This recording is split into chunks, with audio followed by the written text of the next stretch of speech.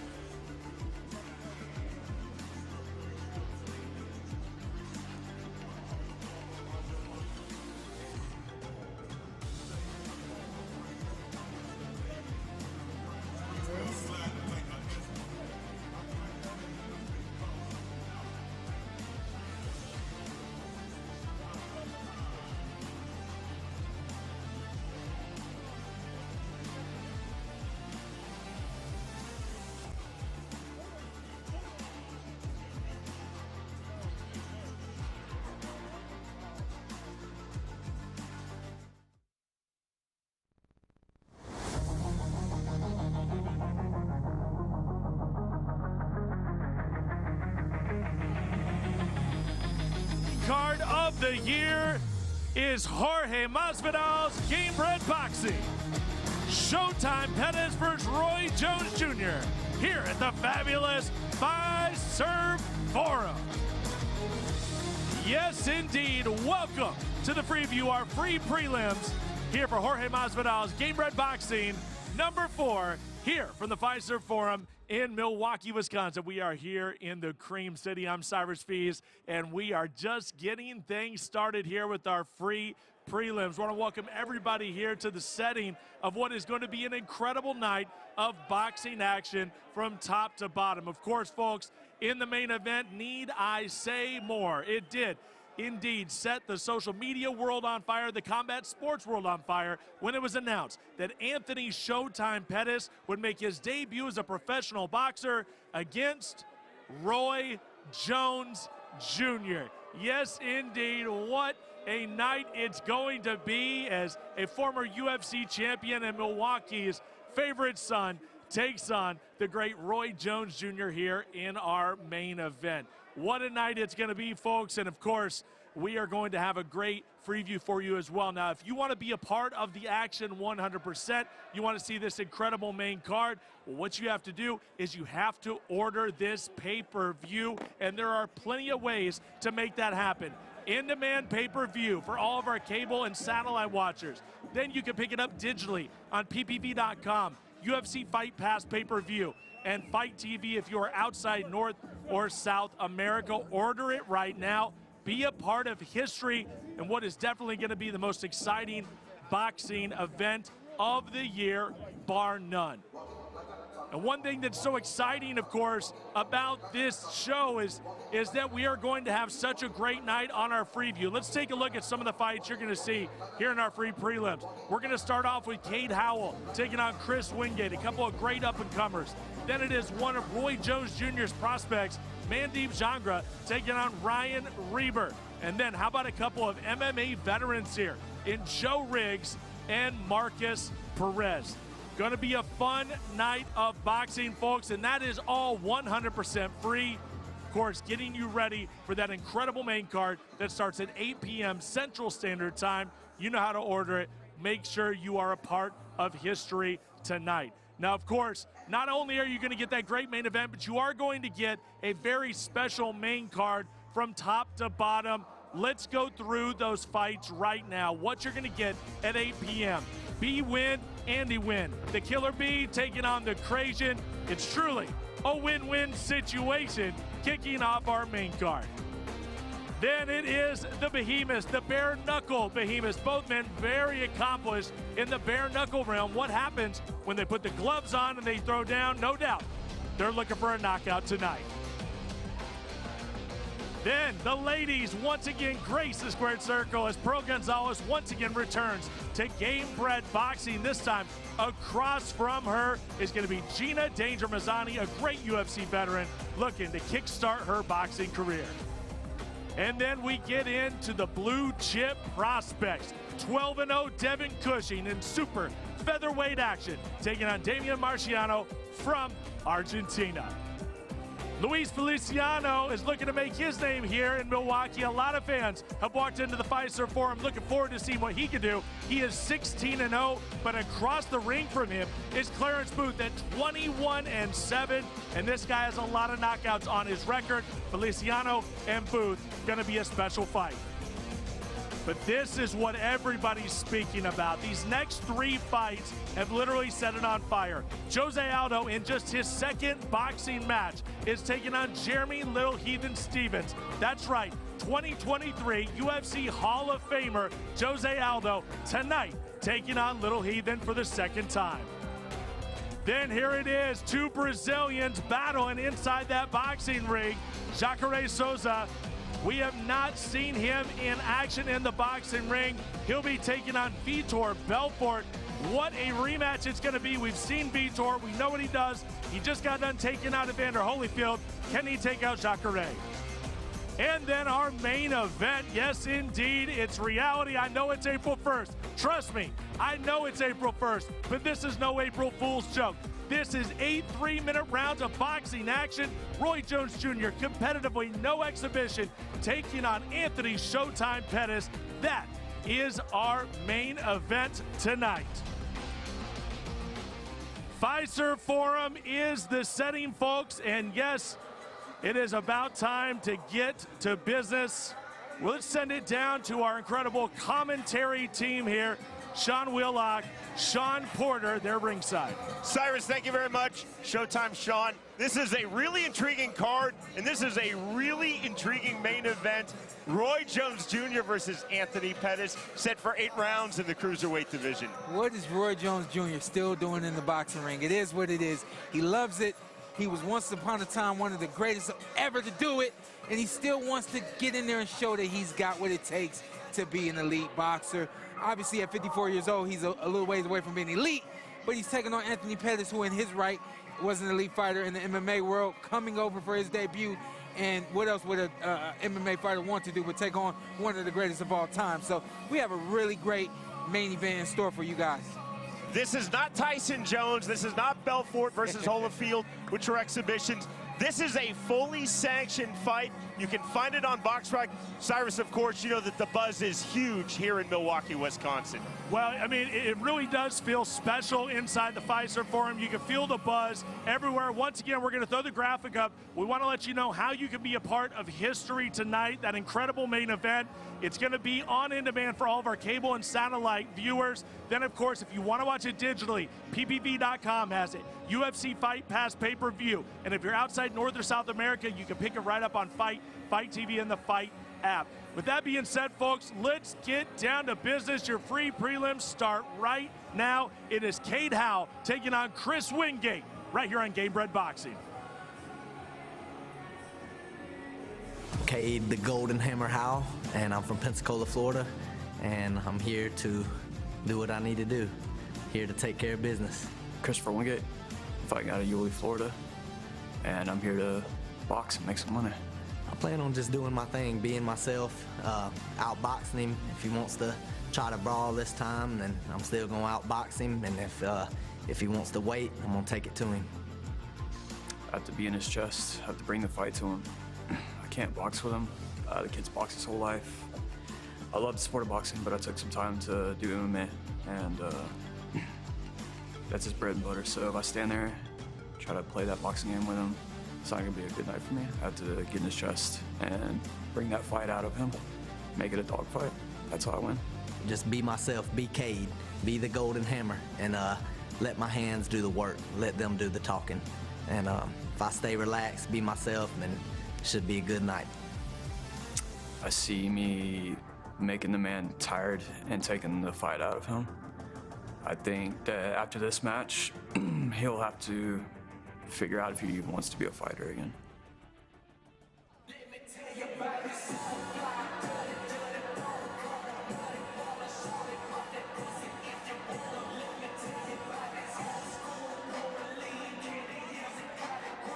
Set for this bout. You're at Fiserv Forum in Milwaukee. 4 rounds in the welterweight division. This is pro boxing bout number 2 for Christopher Wingate. He is a veteran of 5 professional MMA bouts. Wingate's pro boxing debut came November of last year against this very opponent, Cade Howell. It was Howell defeating Wingate by way of 3rd round TKO. In our fighter meeting, Wingate said, "My mistake was I tried to outbox Howell. I have to approach this rematch like what I truly am, an MMA fighter. I have to make it rough. I have to make it rugged." Yeah, you know, the question is, if you try to outbox him, how'd you get TKO? Standing on the outside of those punches is what puts Christopher in line of danger. So he's got to get up on Cade. He's got to rough him up, and that's how he's going to get a different outcome in this fight. Wingate said of Cade Howell, he has a great jab. He's got very good, clean boxing. Wingate said, "I tried to out-jab the jabber in November of last year. I won't make that same mistake this time." Wingate, who's naturally right-handed, said, "I'm also going to continually switch to southpaw. I think that will disrupt the rhythm and the timing of Cade Howell." Easier said than done. If you're going to do that, make sure it makes sense. Switch and be effective when you switch. I hate to see a fighter just switching stance and never having a rhyme for that reason. Wingate said, "I cannot allow Howell to dictate the pace, make this a technical boxing match. I have to stay in his chest, and I have to stay in his chest with volume." I agree. That is how he's going to get the job done tonight. Stay in Cade's chest, rough him up, and make him uncomfortable.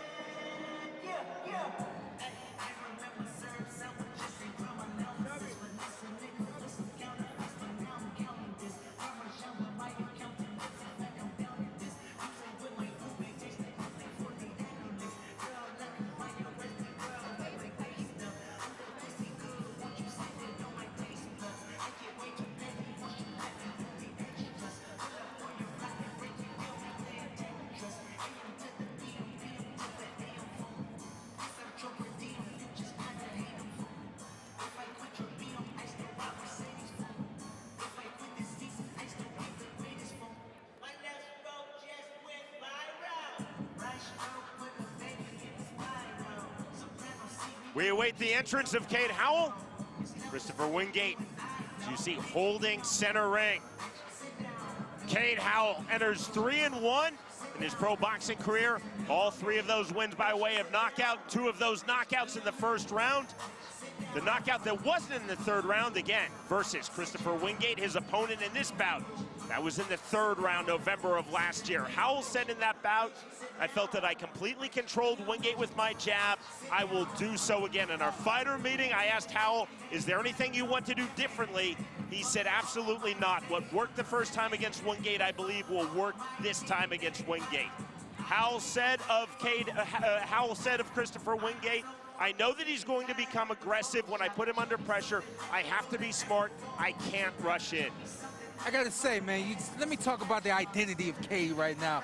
I mean, look at this gear. This is some nice gear. He's gonna go in the ring and he's gonna perform just like he looks right now. He's gonna be flashy, he's gonna be slick. He's gonna try to use his jab, use the entire ring, and make this an easy night for him. That's the best thing he can do.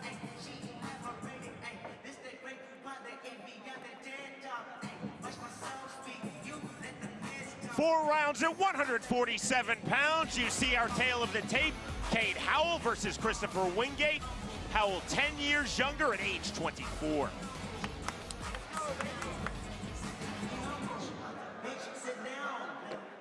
To get this fight started, we send it into the ring with Lupe Contreras. From the Pfizer Forum, Milwaukee, Wisconsin, this is Jorge Masvidal's Gamebred Boxing, proudly presented to you by Monster Energy, Tree 05, and El Recuerdo Mezcal. This bout set for 4 rounds or less in the welterweight division. Our judges scoring at ringside are Robert Echo, Mike Fitzgerald, and John Mariano.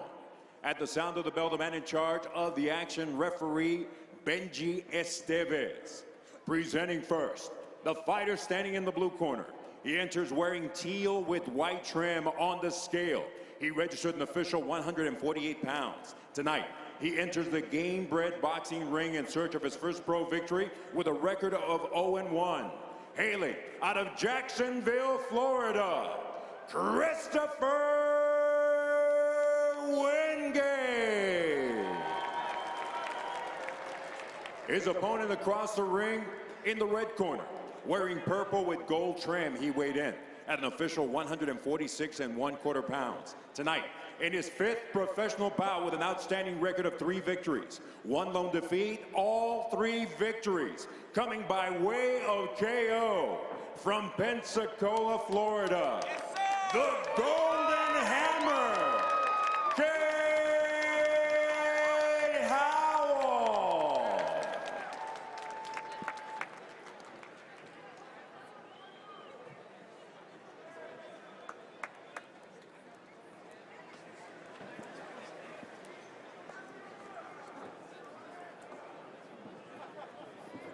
Cade Howell's primary trainer is his grandfather, Tommy Kimmons, who's just now exiting the ring. Howell said his grandfather, who he calls his path he taught him, walk down my opponent while always thinking about defense. Round number 1.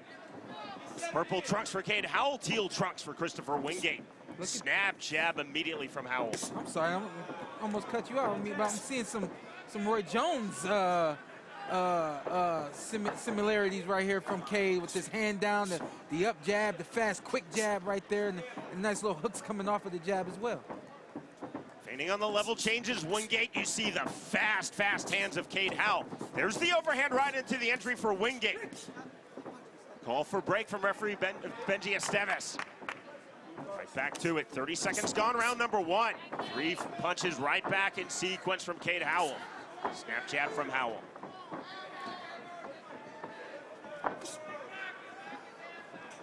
Immediately, Showtime Sean, you see that hand speed of Cade Howell. Absolutely, you see the hand speed, and that's classic Roy. You know, the jab coming from the waist is classic Roy. Not everyone can do it right now. Cade proving that he can make that happen, but wait to see Christopher just start to turn it up. This is only the first round, but as he turns it up, I want to see how Cade reacts to that. Small cut outside of Wingate's right eye.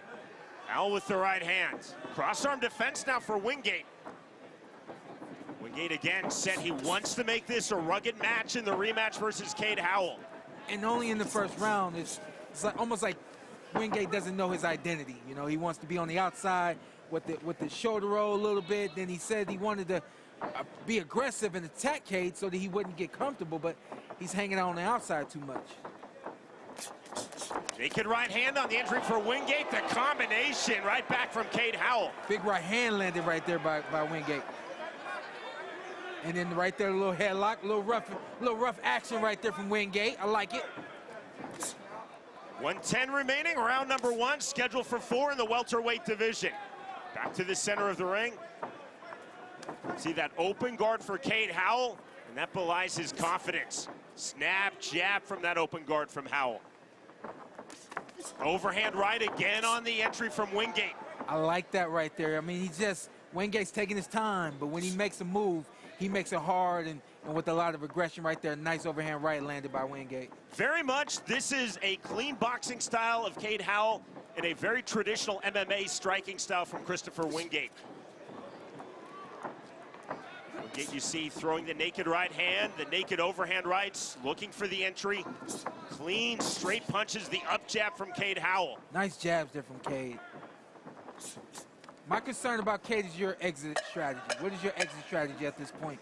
Against Wingate, you can't pull straight back with your hands down. That's where he can land. Wingate coming forward. That was clever to the body. That landed from Wingate. Howell right back just before the bell. Next stop, round 2.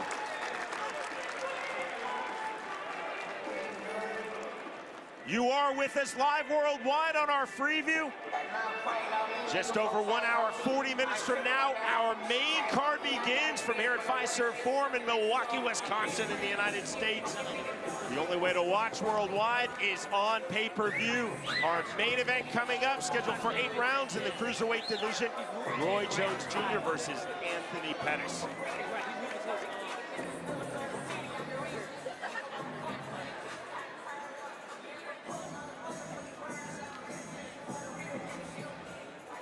You see that abrasion? Wingate's face outside of his right eye. That came up so quick. I'm not positive he didn't show up to the ring with that one. That came up so quick, you know what I'm saying? Came up quick. But when you got a guy with fast hands like that, it just, those little abrasions will come up very quickly. Round number 2. A tight striking guard for Wingate. See that fast open guard from Howell. Shades of Roy Jones Jr. indeed for the fighter, just like Roy Jones Jr. himself. Howell from Pensacola, Florida. Right hand. Very nice right hook to the body, but keep in mind, both the guys got to move fast because this is just a 4-round fight. So that first round was definitely a filling out round, a warming up round. Both guys are hot now. This is gonna heat up really quickly. Wingate staying disciplined with that striking guard, walking forward, hands high. Into the pocket comes Wingate. This is the fight that he talked about having. Yeah, both guys got the right idea. Cade, keep doing what you're doing. Keep the fight on the outside, using that jab.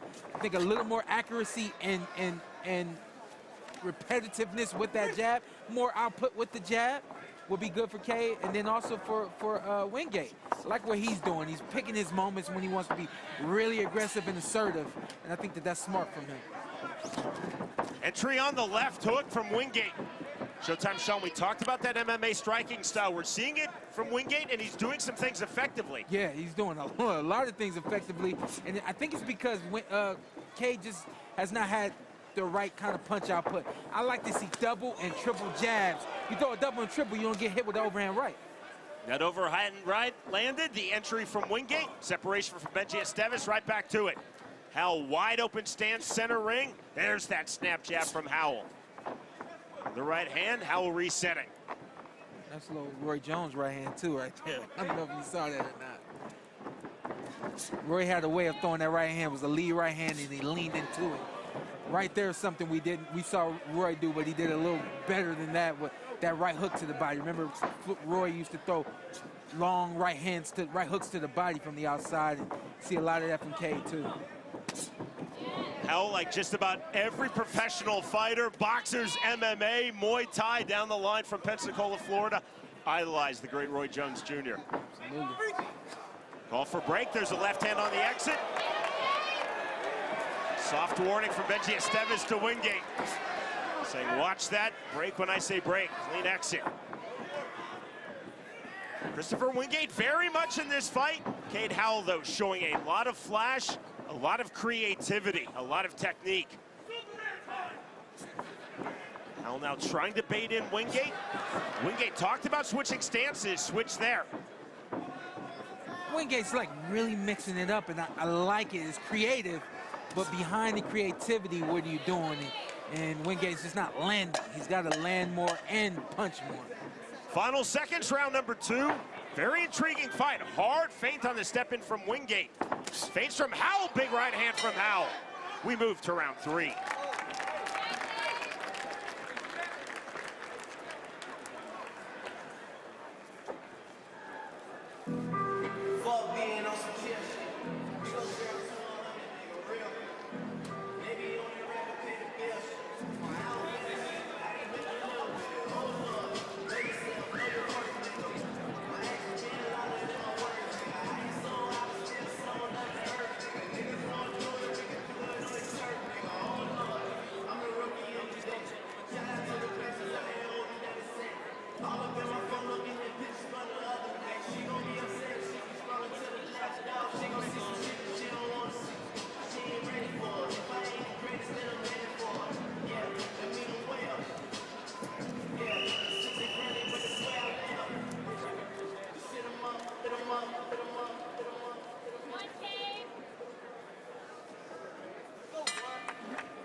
Round number 3 underway.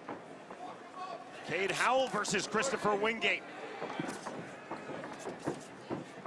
Jab from Wingate. 1-1-2 on the overhand.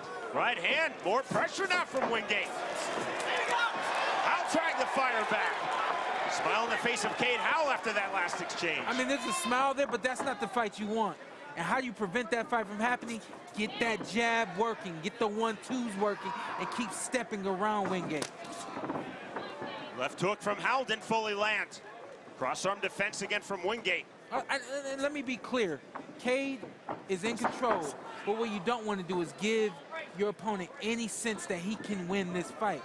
If he touches, the more Christopher touches Cade, the more he's gonna want to do more. Cade's got to put that like that right there, nip it in the bud. Fast punches, the nice little grab right there to stop the action. I like that. 2 quick flurries, 3 punches apiece from Cade Howell. Wingate again coming forward, misses with the lead left hook. Good turn from Howell. That was a nice little lean off the ropes right there and come back with the counter. That was nice. You hear the corner. Corner saying pick it up. I think the corner of Cade, I think they want more offense. And I like to see more offense from Cade Howell. I think that he's got really good offense. He just hasn't shown it all yet. Rangefinder jab from Howell. Howell again, you see trying to bait in Wingate, hands low, chin out. It's the right hand from Howell. Right hook to the body, now Wingate playing back. Wingate's confidence, you can see physically growing throughout this fight, Sean. Yeah, the confidence of Wingate is because he's just a punch away. And the more you allow your opponent to stay right there just a punch away, the more they're gonna want to press on and make that punch land. And that's why Wingate is still in there, because Howell has not given him a sense that he can't hit, that he can't do anything with him. Howell, you see the elusiveness, the head movement, now a jab to the chest from Wingate. I hear the corner of Howell, they're saying more, stop with the singular, meaning more combinations, not just one punch, but put your foot on the gas pedal and throw more punches. The volume of Howell, which was outstanding in round 1, has really dropped down measurably here in round number 3 as Wingate lands that big jab. Closing stages of the 3rd round. Howell trying to stay elusive on the outside, throws that jab and lands it. Quick jab right back from Wingate off the mark. Feint on the level change, jab from Wingate. Wingate switching stances again. We move to the 4th and final round.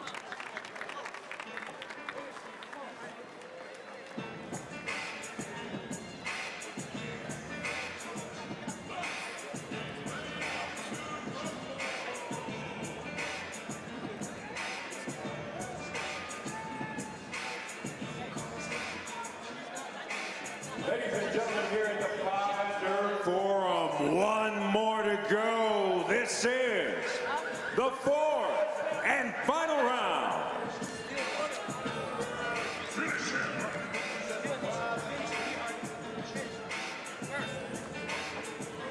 Here we go. We finally got a replay right here. We see Cade, the lean in right there with the chin out. He's just kind of baiting Wingate in. And then right there, I like to see a lot more of this right here in the last round. Those combinations being thrown, the fast hands, quick hands of Cade Howell, landing punches on the outside. That's where this fight's supposed to take place and end for Cade Howell.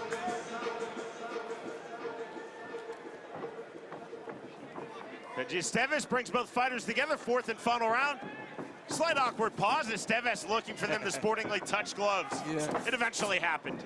He definitely, Christopher came out with a lot of momentum, and it was halted very quickly. So let's see what he decides to do, if he's going to pick that back up.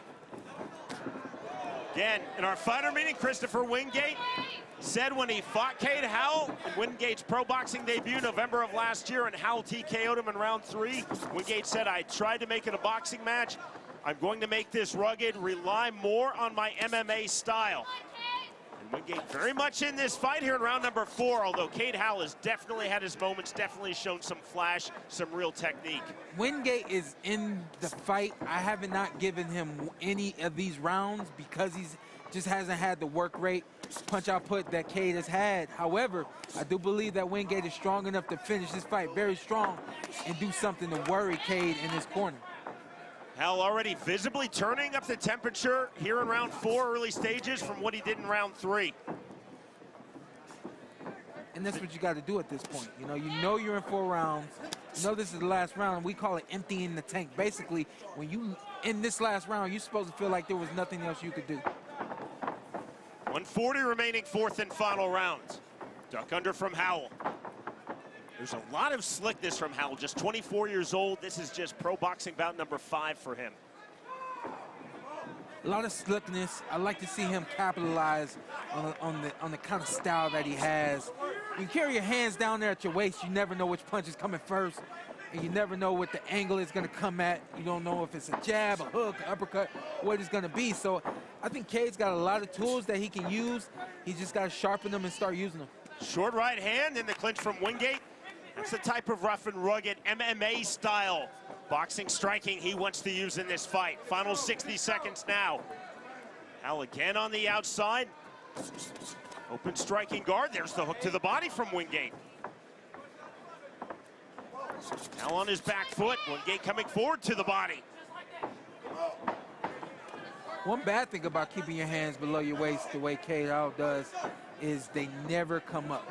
You'll be on the inside with the guy and the hands just aren't up. You're so used to having them there, like this right here. Esteves gets the break. Slight difficulty, right back to it. Good entry hook from Howell, then the right hand. Hook jab right back from Wingate. There you go. That's what I'm talking about capitalizing. He made him miss and he made him pay. Leaned off of the jab and then came back with a right hand of his own. Flurry on the inside from Howell. Howell playing to this Milwaukee crowd into the clinch. That's the end of the fight. Very competitive. Well done from both Cade Howell and Christopher Wingate. Well done. Easier said than done when you're Christopher Wingate and you said that there were things you wanted to do. You know how and why you lost that first fight. To come back in a rematch and not pull it together and do what you had to do, I think it just was a little easier said than done for him tonight. Cade Howell, on the other hand, nice slick fighter, has a lot to work with, a lot to improve on, and from what I can see, he's got some time to do it.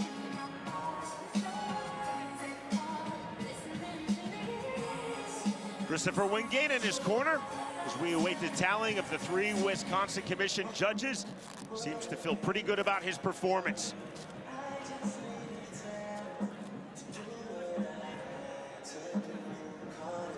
Cade Howell had an excellent first round, Sean. Showed a lot of flash. Wingate, though, really willed himself back into this fight. I wouldn't say willed himself back in. He willed himself through the fight. I think that's what I would say. I think that you know, Christopher Wingate is just a tough guy, and he was never going to go away without a fight. We send it to Lupe Contreras. Gentlemen, after going the distance inside the Gamebred boxing ring, we consult the official scorecard to determine a winner. Judge Echo scores the bout 40-36, and judges Fitzgerald and Mariano score the bout identically at 39-37. All three in favor of the winner by way of unanimous decision. The Golden Hammer, Howell. That is a heck of a ring name, the Golden Hammer. And I'll tell you what, he looks really good. He's only 24 years old, now 4-1.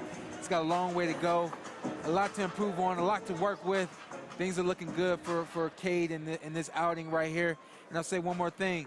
When you're called the Golden Hammer, and you got something to do, man. You got to improve everything that you got so that you can become that Golden Hammer on fight night. He was like, I saw glimpses of a Golden Hammer. I'd like to see more of that in his next fight. Full credit to Christopher Wingate in this rematch, going the distance, making it as he wanted, a rough and rugged fight. And full credit to Cade Howell, now 4-1 for the 24-year-old, showing a lot of flash, a lot of skill, most definitely a welterweight to watch. The winner, by way of unanimous decision, Cade Howell defeats Christopher Wingate. All right, folks, you just saw a great match out there kicking things off here on our preview.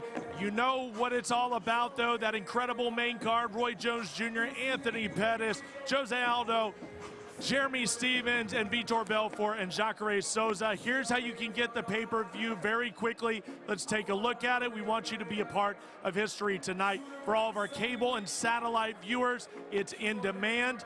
For digital pay-per-view, you can get it on ppv.com, UFC Fight Pass pay-per-view, and Fight TV if you're outside of North and South America. Once again, order right now. Be a part of the most exciting boxing event of the year. Now, we have had an incredible crew that's been following around our main event fighters in Anthony Showtime Pettis and Roy Jones Jr. Let's take a look at the road to the ring for Gamebred Boxing.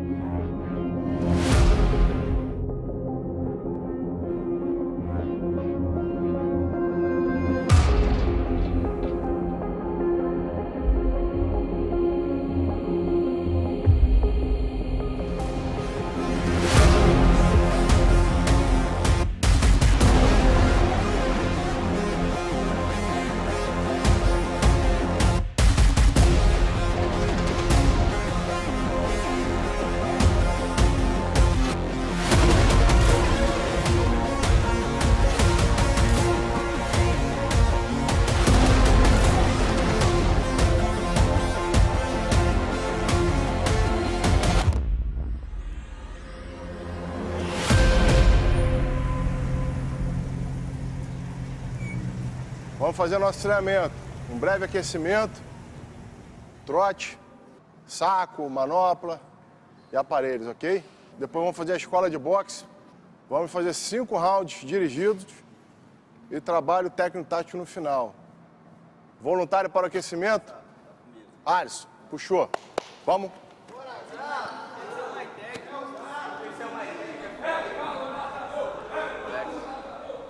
A minha relação no boxe começou fã de Mike Tyson, né? Então, quando eu comecei a lutar, vale tudo, o MMA, né? Atual, eu falava pro Giovanni Diniz, que foi meu primeiro professor de boxe, eu falava que queria ser igual ao Mike Tyson, né? Então, ali começou a paixão pelo boxe. Então, o Dedé, na época, quando eu comecei a treinar para lutar o MMA, né? Então, ele falou, não, esquece um pouco o jiu-jitsu, você tem que começar a treinar boxe e o kickbox, né?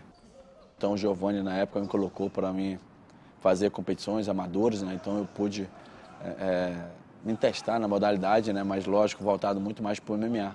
Então eu já tinha esse sonho de estar competindo no boxe, né? Acho que eu tenho uma idade boa ainda para estar me testando dentro da modalidade. Eu acho que eu já venho treinando já, especialmente aqui na Marinha, já há um bom tempo.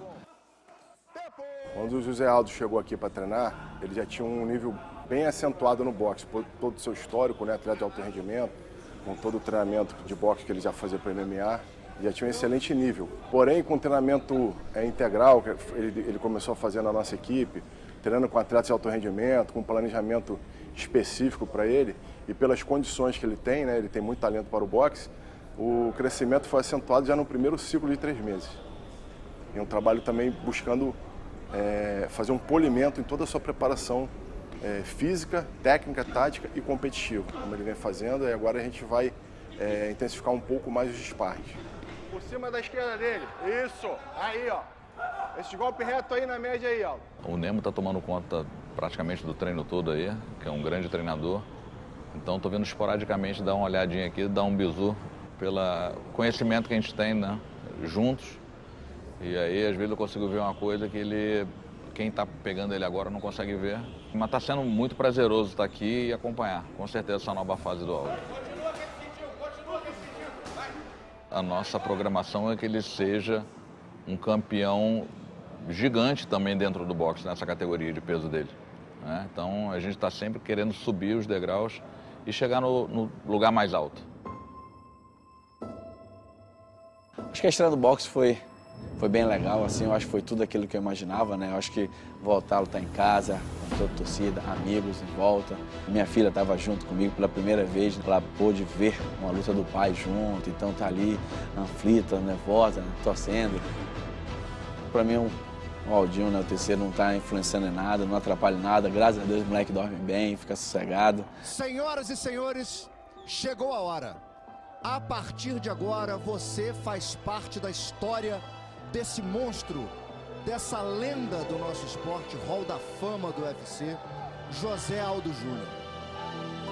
Acho que falta um pouco ainda para mim, eu tenho que fazer algumas adaptações, treinar cada vez mais forte, mas eu acho que foi uma ótima estreia, eu acho que a gente pode mostrar, né, para todo mundo que a gente não está visualizando, acho que uma luta de boxe assim, a gente possa dar uns passos mais para a gente chegar um pouco mais longe. O rei do Rio de Janeiro, José Aldo Júnior! Acho que a luta com o Jeremy Steve é uma nova história, né? Pelo fato de a gente ter lutado já dentro do MMA. É um cara bem duro, é um cara que é agressivo, que procura a luta, né? Começou ali parelho, ele tanto atacando e eu atacando, né? Os dois procurando a luta em pé. E eu lembro que eu fui andando um pouco para trás assim, né? Onde que eu pisei em falso no octógono. E ele achou que eu tinha sentido um golpe, né? Então ele abriu uma sequência de golpe longa e eu encostado na grade, fechadinho, bloqueando ali. E na minha cabeça eu já sabia, né, que logo depois daquilo ele precisava respirar, né? Ele precisava de um gás novo para, meu irmão, voltar. E eu falei, não, é ali que eu vou pegar ele. Então quando ele acabou a sequência dele, eu já fui para cima, já fui, fintei um jab, joguei um gancho com a direita de falso, onde eu pude conectar uma esquerda na minha cintura dele, onde que ele veio sentir, né? E ali eu caí por cima dele batendo até o juiz interromper a luta. E assim eu venci por nocaute técnico. Acho que agora é uma nova história, né? Acho que é uma nova luta dentro da modalidade que é o boxe, dentro da regra do boxe, né? Eu tenho que mostrar aquilo que eu sempre fui, né? Eu sempre fui um cara atacante, né? Um cara que procura a luta do início ao fim, então não é diferente dentro do boxe, né? O boxe é um esporte de estratégia, é um xadrez, é uma esgrima de punhos, onde você tem que manter o sangue frio e o raciocínio o tempo inteiro. E a gente consegue perceber isso no Zé Aldo. Ele é muito aguerrido, mas muito inteligente na luta. Cara, eu acho que o Aldo vai nocautear de novo, né? A minha dúvida é se vai ser na cabeça ou se vai ser na barriga de novo. Mas a expectativa é muito grande de um novo nocaute.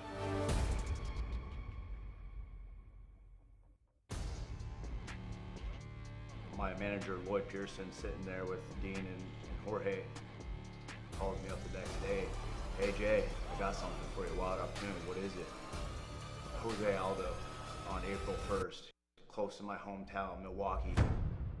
That's all I needed to hear. 8.5 weeks, are you ready? I was fucking born ready. The Midwest Monster's coming back home. Boxing is something I've been doing a long time. It was the first thing I became a fan of love opportunities with my hands. You know, we still got time to build, and that's the beautiful thing, is I can still take it as a Fortune 500 company, get my feedback, and continue to grow, continue to capitalize, continue to put my will, my intentions, my passion, my love, my being into this. And April 1st, no different. Knocking a motherfucker out, leaving him on the canvas, leaking, drained. Stevens wins, boom.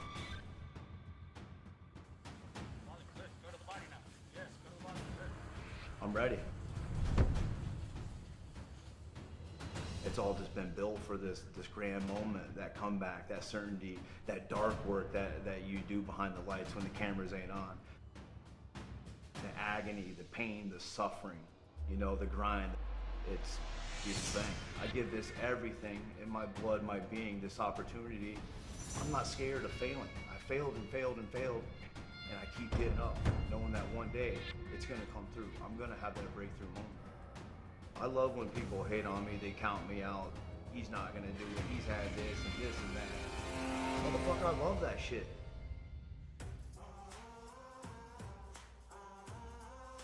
I love showing up on Thursdays when these young bucks ain't in there, and you're like, they know what you're doing, they see the work that you're putting in. When they're rolling off and you're still on the treadmill, you're still out running, you know, it's a thing, because most guys, what I find out is they're just not willing to put in the time. Be a man, you know, muster up, keep showing up.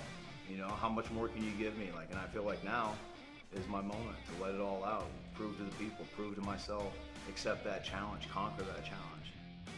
You know, I've been a big time fan of Floyd Mayweather, his defense, his ability to compete at 40 years of age. I'm 36, his day in, day out. Why is he able to train? How is he able to train?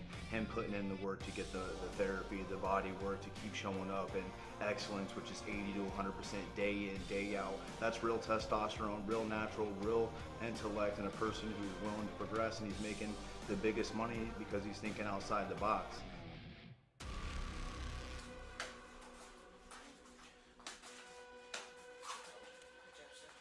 You know, I'm watching Gervonta Davis, you know, the way he loads up on his punches, the way he punches like Mike Tyson. I'm thinking about Mike Tyson when he lets the fucking ego out and he just goes ape shit.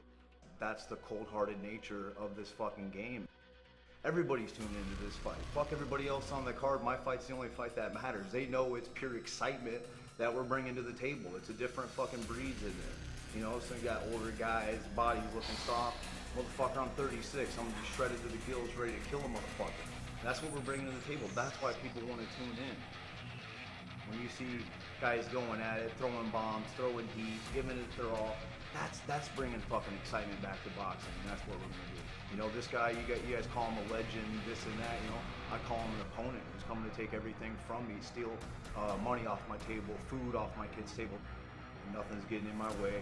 I'm coming for his fucking head, and I'm cleaning the clock. You know, that's the ferocious nature that I like to bring to the table.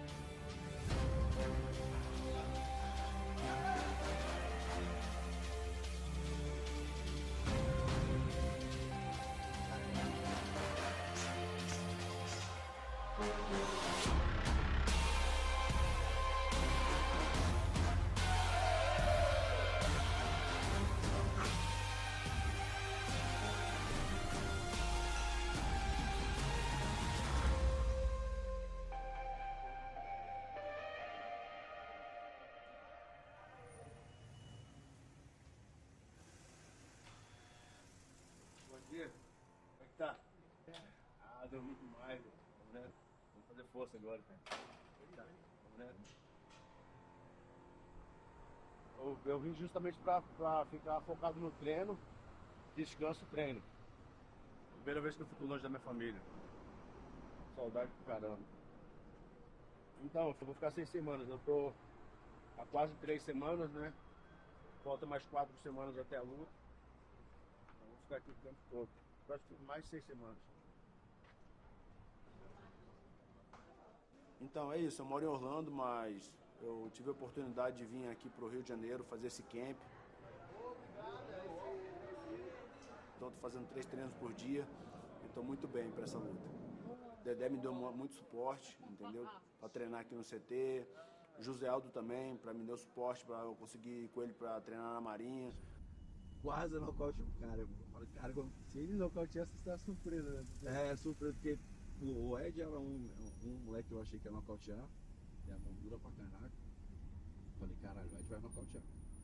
Ô, prima, tudo bom, irmão? Fogo, irmão. Eu sempre gostei de treinar boxe. Eu treino boxe há muito tempo. Além de eu amar o boxe, significa a oportunidade de praticar e lutar uma arte que eu não fiz antes, né? A oportunidade de entrar no ringue e lutar boxe, pra mim é muito bom, entendeu? É um desafio novo. No boxe, o principal desafio é a movimentação, você conseguir cadenciar a luta também, é muito importante. Mas eu acredito que eu estou bem focado, eu estou fazendo um camp muito bom e eu vou chegar pronto para essa luta. Nós observamos que ele tem bons fundamentos na modalidade e tem uma coisa muito importante para um lutador, ele tem um psicológico muito forte, ele é muito confiante. O que é importante é que a união faz a força, né? É à toa que o Dedé é da Nova União, né? Então é por isso que a união faz a força, né? E a Marinha está dando um grande suporte, porque a gente tem que entender o seguinte, que uma andorinha só não faz verão. Então, a gente com 4 andorinhas como técnico aí, com certeza a gente vai ter um grande resultado, não só para o Aldo, como para o Jacaré também, e para o Brasil, né? Para mim é muito legal ter a oportunidade de aprender, entendeu? Eu percebo que muitos ali veem a gente como ídolos, mas estamos ali para aprender, então a gente é super normal, entendeu? E super humilde também para falar, pô, me ensina aquele movimento, como é que se faz isso, como é que se faz aquilo, entendeu? Vamos, trabalha. O Jacaré é um cara muito aguerrido e o Vitor no boxe é um cara muito técnico e explosivo. Eu vejo o Vitor começar muito forte tentando um nocaute e vejo o Jacaré aguentar a pressão e chegar no final vencer a luta por nocaute. O Vitor Belfort, os cuidados que eu tenho que ter é principalmente com a mão esquerda dele, ele é muito perigoso. Ele tem uma direita também cruzado que assusta bastante. Mas eu estou pronto, estou preparado, estou fazendo um bom tempo de treinamento e vou surpreender. Na primeira luta com o Belfort eu estava muito forte, focado. Sabia que ele é um adversário super perigoso, ainda mais nos primeiros minutos. Então eu entrei bem ligado na luta, consegui colocar meu jogo em prática, consegui botar ele para baixo, cortado com a cotovelada e vencer a luta por nocaute técnico. Eu acredito que para essa luta o Vitor vai vir focado, ele não vai querer perder 2 vezes para mim. Talvez ele ache que possa ser fácil a luta, mas tenho certeza que ele vai se surpreender e vai se surpreender muito. Quando eu encostar a mão nele, ele vai sentir o poder. Faltando 2 semanas para a luta, o trabalho ele é todo voltado para a obtenção do pico de performance. É onde o atleta vai alcançar o máximo das suas habilidades, especificamente contra o seu adversário. Então é um trabalho muito direcionado, que a gente visa condicionar as táticas específicas para o adversário dele. Já ganhamos ele uma vez no MMA, e agora vamos tentar vencer ele no boxe, e com certeza nós vamos vencer.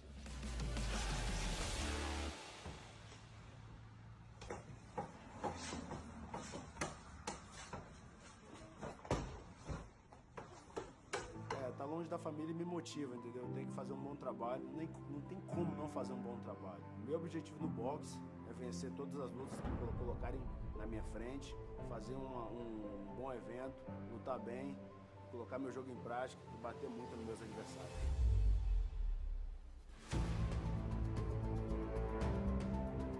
Cara, lutar esse card é muito louco, porque não é um card normal, né? É um super hiper card. Onde você vê Roy John Jr., Souza, Aldo, Belfort, entre outros grandes atletas ali no mesmo card, faz a gente se sentir animado e, tipo assim, com mais vontade de treinar e chegar lá e fazer um bom trabalho, porque não é todo dia que você tem um card desse pra lutar, não. E eu tô nesse card.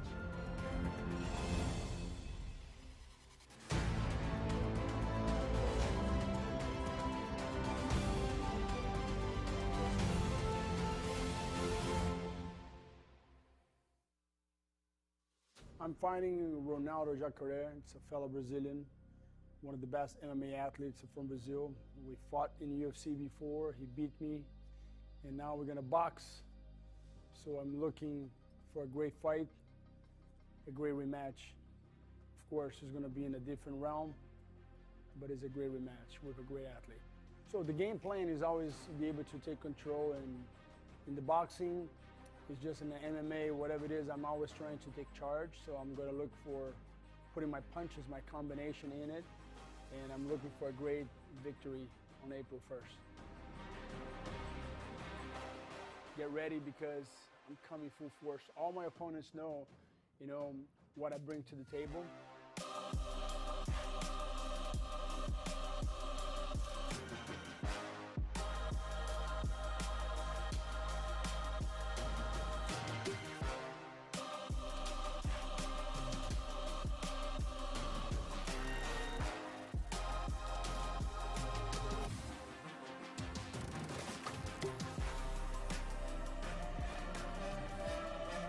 Boxing's always been a passion of mine. I brought boxing to MMA.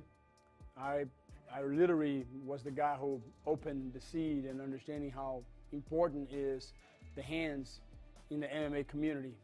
And I never had a chance to box. I remember when Muhammad Ali and his lawyer, they trying to convince me to drop MMA and go living and making money in the boxing world, because MMA back then that you cannot make money.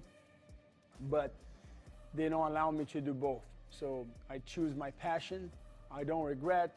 Literally had a great career in MMA, but now I got the chance to box and fulfill my dream. It's a great sport. It's something that keeps me in shape. It's a great competition. It's literally is the best way to exercise in an advanced age. I consider boxing as one of the best workouts. I think MMA fighters, they should box. Boxing is part of martial arts. And my dream is to put it together. I design a glove so they can put it together. They can meet in the same ground where both athletes can have an advantage.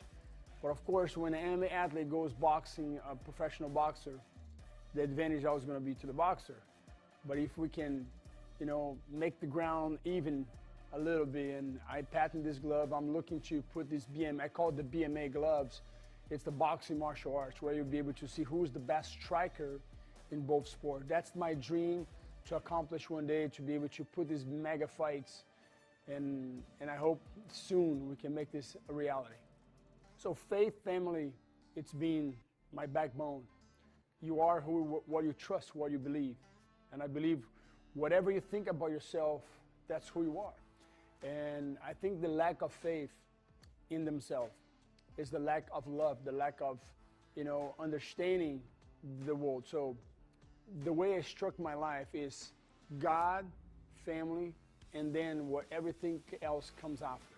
And the reason why is because if you don't believe in a higher purpose, thinking about every time I do X-ray, you go into the tub, and it make me realize one day we all gonna be in the tub. We're all gonna be, down the earth, somewhere, and you're gonna be like a moon. So make me realize that life is much more than just achieve things and doing things. And I believe a legacy is something that you can live on even if you're not here. But I think the best legacy you can live is the one that you can do for God. Thinking about what God wants from you. So faith for me is a very action. Bible says that we're gonna reap everything that we did in the body. So that's what I love to do.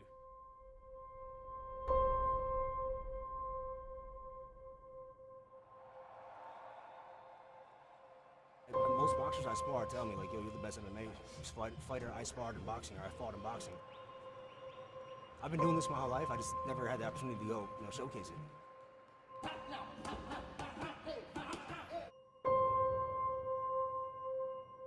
Him as a world champion, he has the mentality, he has the great attitude, you know what I mean? He's a world champ, he's been a world champ 2 times, you know what I mean? So it's just a different discipline, but your attitude, your mentality has to remain the same. Today we are at Capetillo Boxing Gym in Las Vegas, Nevada, man, my new hometown. The talent that comes through here, man. It's every day it's a war in the gym with top level talent, so surrounding myself with greatness, man. You know what? The first thing that I see was his work ethic, his discipline. He's willing to learn. That's something that I really love from him, you know? That's why he's a two-time world champion. The difference of boxing and MMA is the science behind it. You know, MMA, you can get away with a lot of stuff. You know, in boxing, you got to stay structured, you got to be disciplined. Whoever breaks discipline first usually loses. You know, you see the guys start breaking posture in the defensive. So my coach is basically just, putting guys in front of me that try to break me. And going past, 8 rounds, 12 rounds today, to feel that burn, because that's what it really is in boxing. It's a marathon. Like, MMA, I think it's like a sprint. Whoever get there first, whoever gets there quick, it's, the ref ends it. There's no 8 count, there's no 10 count. You have the opportunity to get back up and redeem yourself. Whereas boxing, they get rocked, they can get back up. And then you got to control your breathing, you got to control your pace. So yeah, feeling that is the hardest part. So I'm actually here to work with Anthony Pettis. He's getting ready for his exhibition back with Roy Jones Jr. on April 1st. I've been working with him for a little bit now, and he's coming along really, really well for not even just for like an MMA guy who's transitioned into boxing, just as a boxer in general. He's doing really well. You kind of get you start to get complacent in certain ways that you do not realize exist because you're used to certain patterns, certain movements. So like he offers a different variety, and overall these make my game better as well.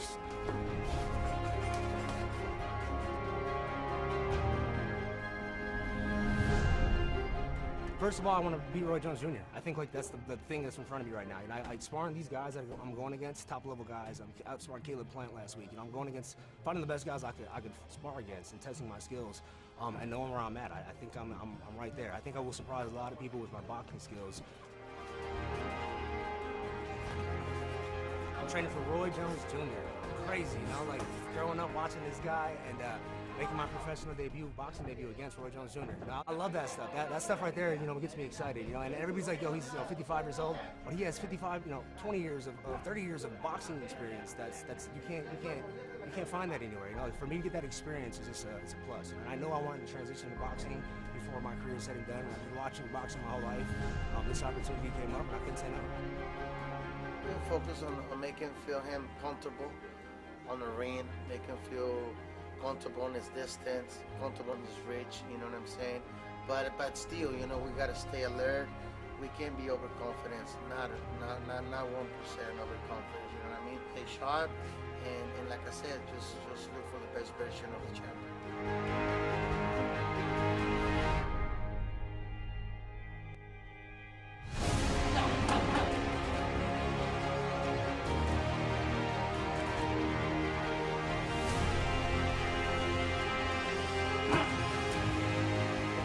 Jones has more pressure. I think, he's done everything he needs to do in the sport. It is in my hometown, but this is a new sport for me. I think we just did the press conference, and he said it. He's like, if I win, I'm supposed to beat Perez. If I lose, he lost to a guy that never boxed before. So a lot of pressure on him, but I feel it too. I feel like I'm in that spot where this opportunity is too big to let go. I can't pass this up and let this slip through my fingers. I gotta go through it and capture this. That's why I went 12 rounds today. I want to push myself.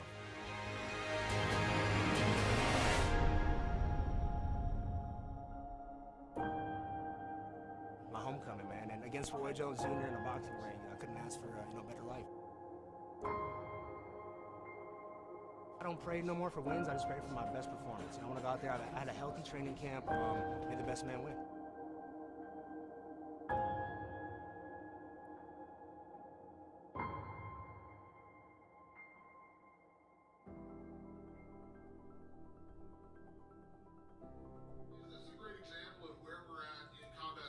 Now, where a guy like yourself, a legend of mixed martial arts, can cross over and have a fight against Roy Jones Jr. because you couldn't have done this if you were still in the UFC.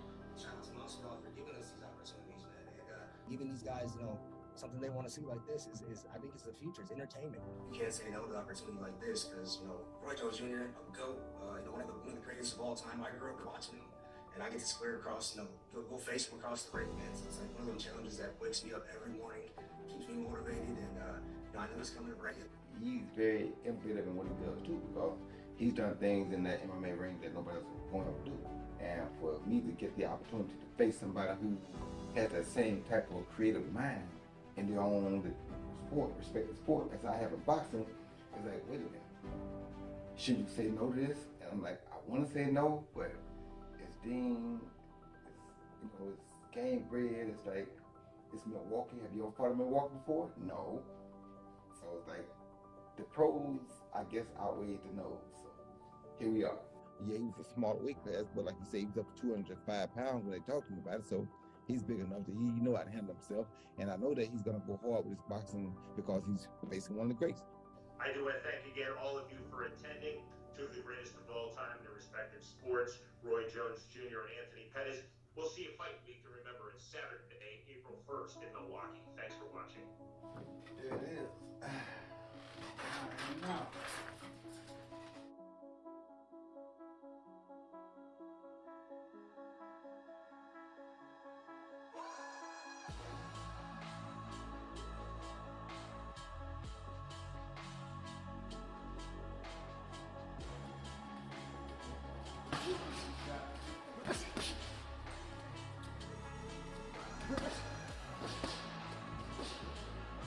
The youngsters, they gotta put on you. So what you gotta do is, you gotta be smart about it. You know you ain't as fast as you used to be, you ain't durable as you used to be. You still got a brain, still walk pretty fast. And you got take those three, mix them up and cook them right. They come with scrambled eggs and the other man's brain.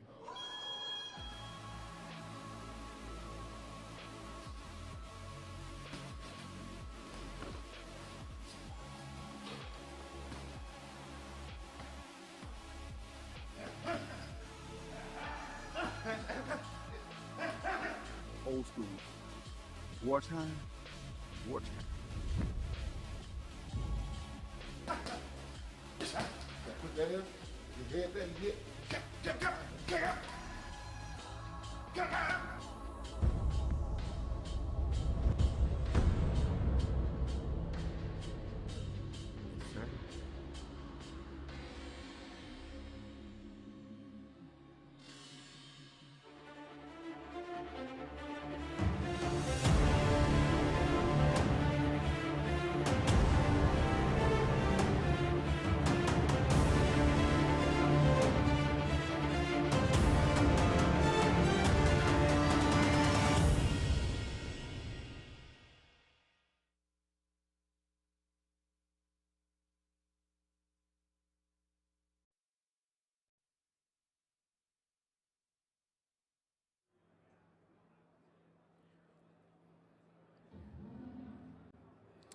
And welcome back to the Fiserv Forum here in Milwaukee, Wisconsin. And we are still right in the middle of your free view, right in the middle of your free prelims as we get ready for that incredible main card starting at 8 o'clock Central Standard Time. Already been some great action. You saw the road to. It got you hyped up for, of course, that incredible main card. Now, we do want to let you know how you can be a part of it. So let's take a look at the order instructions right now. Now, of course, if you got cable and satellite, it's easy. It's right there on demand. Just as easy to get it digitally. PPV.com. UFC Fight Pass pay-per-view. Outside of North and South America, you get it on Fight or the Fight TV app. That's how you can be a part of what is going to be the most unique boxing event of the year, hands down, no doubt about it. Nothing else is coming along this wild in one night. Speaking of which, let's talk about your feature bout, your co-main event, and your main event tonight. The feature bout of the night,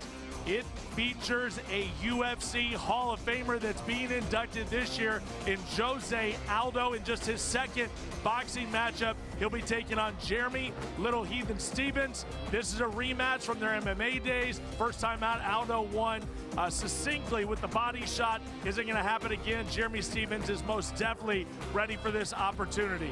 And then you go to the co-main event. Two Brazilian legends taking each other on, two former world champions matching up in that boxing ring. Vitor Belfort, the Phenom, former UFC light heavyweight champion, taking on the great Ronald Jacare Souza, of course, former Strikeforce champion. These two, when they collide the first time out, Jacare was able to get the victory. Can Vitor get it tonight? It is his 46th birthday. This would be a heck of a birthday present to get that win back from Jangra. And then, folks, of course, it is the main event. It's the fight that really has set the whole social media world on fire, the combat sports world. It's the fight you didn't know that you had to see. Anthony Showtime Pettis, former UFC lightweight champion, former WEC champion, the pride of Milwaukee, Wisconsin. He is welcoming in to the boxing ring a man that needs no introduction. Multiple weight division, multiple time world champion, considered by many to be one of the greatest of all times. It's Roy Jones Jr. Yes, he's 54 years old, but he's bringing it. This is not an exhibition. This is 100% 8 3-minute rounds, main event boxing. Jones Jr. and Pettis tonight in Milwaukee. Are you going to be a part of it? That is the question. Right now, let's get to our next great bout here on Gamebred Boxing 4 in our free prelims. Let's go down to Sean Wheelock. The numbers for this bout in the lightweight division. 4 rounds, Mandeep Jangra versus Ryan Reber. Jangra from India enters undefeated. This the pro boxing debut for Ryan Reber. To get this bout started, we send it back into the ring with Lupe Contreras. We continue inside the Pfizer Forum, Milwaukee, Wisconsin. This is Jorge Masvidal's Gamebred Boxing, proudly presented to you by Monster Energy, Trio 5, and El Recuerdo Mezcal. This bout set for 4 rounds or less in the lightweight division. Our judges are Mike Fitzgerald, Patrick Morley, and John Mariano. Our referee, Dave Smith. Presenting first, the fighter standing in the blue corner. He enters wearing cheetah print with black trim on the scale.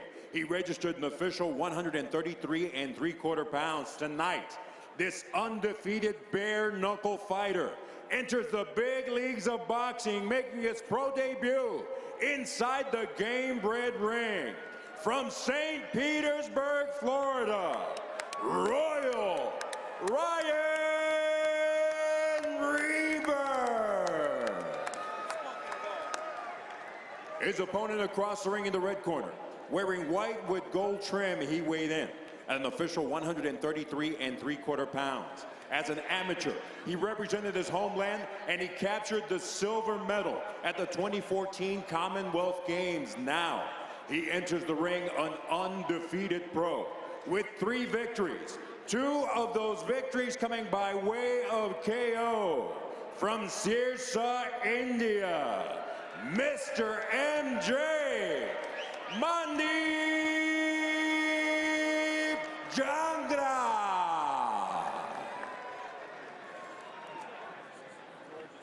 Referee Dave Smith calling both fighters together. Mandeep Jangra 3-0 in his pro boxing career. 2 of those 3 wins by way of knockout. An outstanding amateur career for the fighter from India, Mandeep Jangra. 123 wins against 27 defeats. As you just heard Lupe Contreras say in the ring, Jangra representing his home nation, India, their national team, a silver medalist at the 2014 Commonwealth Games. Round number 1, Ryan Reber, 3-0 in bare knuckle, all in the outstanding BKFC promotion. Reber, this is his pro boxing debut. He's had 12 amateur boxing bouts, 2 in AMI MMA, 2 in amateur kickboxing. White trunks for Jangra, yellow and black trunks for Reber. Jab to the body from Mandeep Jangra. Heavy on the feint, Sean, from Jangra. Yeah, Jangra said that he was going to feint a lot, and a lot of posturing right there, back and forth, like that from Jangra. And I mean, he's got all the experience you need to this point to handle this fight. It's just a matter of what he decides to do and what Reber's response is going to be. That's lead left hook right there from Jangra. Jangra bouncing his step. Hard feint again. Free left hook, right hand. Reber pulling back from the right hand. Jangra with a jab to the body. Naked right hand thrown by Jangra. Now the jab to the body. A lot of creativity we're seeing from Jangra. I was just about to, you know, I think we spoke on not judging a book by its cover earlier. I saw Jangra yesterday. I saw him today. He's got glasses on. He's covered up. Didn't look like he had any muscular form to him. This kid's got some rhythm. He knows the punches he wants to throw. He's got some pop in his shots. I like everything about Jangra so far. Look at that right there. A little flash. I like it. I've commentated in BKFC All three of Ryan Reber's fights, all three wins. This is the most muted that Reber has looked, and he takes that overhand right hard. Reber playing very defensive and now playing all defense. In the clinch, separation by Dave Smith.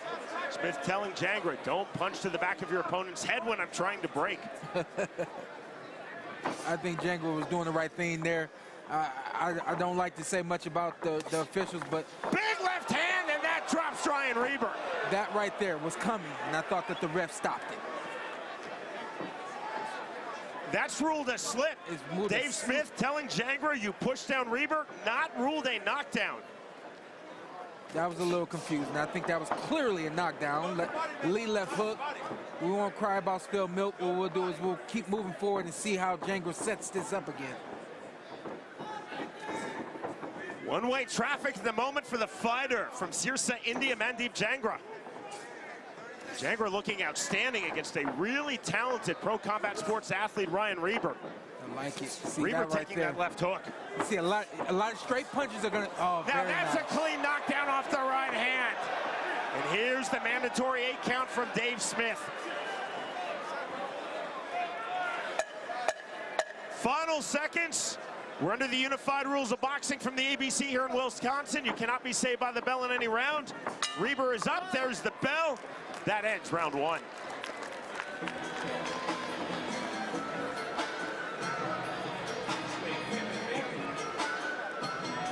There you see the great man himself, Roy Jones Jr., in the corner of his fighter, Mandeep Jangra. I'm concerned about Roy. You see, he's in the ring with some flip-flops on, man. That's just not right. He shouldn't even be out here. And to be out here some flip-flops, that ain't right. Look at this right here. This is not the replay we wanted. That's the replay we needed right there. This is a hook. The hook clearly lands.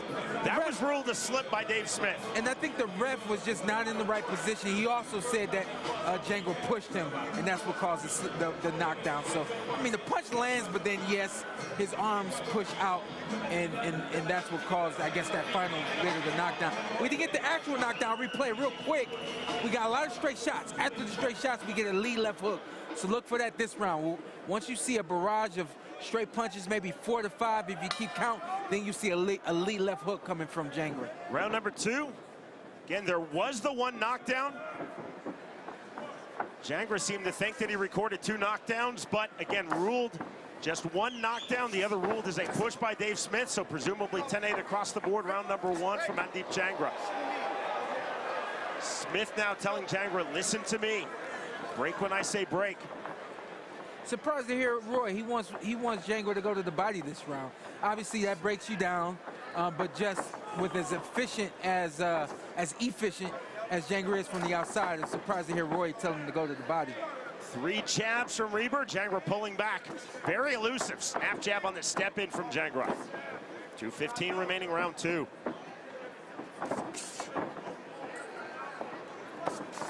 Overhand right. Reber pulls that back.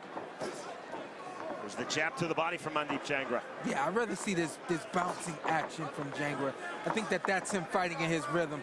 I think if he decides to sit down and walk down Reber, I think that then he kind of puts himself, it makes it more of an evenly matched fight. Overhand right, left hook to the body. Left hook to the head from Mandeep Jangra. Jangra in full control of this fight, right hand. Reber taking more big shots with his back against the ropes.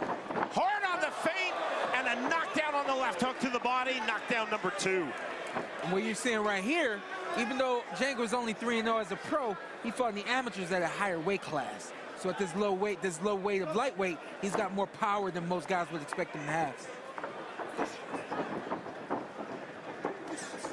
Fast jab again from Jangra from the orthodox stance. Jab on cue. There's 3, there's 4. You see the shuffle of the feet from Jangra. He is feeling it at the moment. Left hook to the body. The roll under, left hook, right hand. Ryan Reber, such an offensive fighter, playing all defense in this bout. Taking that right hand. And that's ruled a push down. So we've had a slip, 2 push downs, and 2 knockdowns.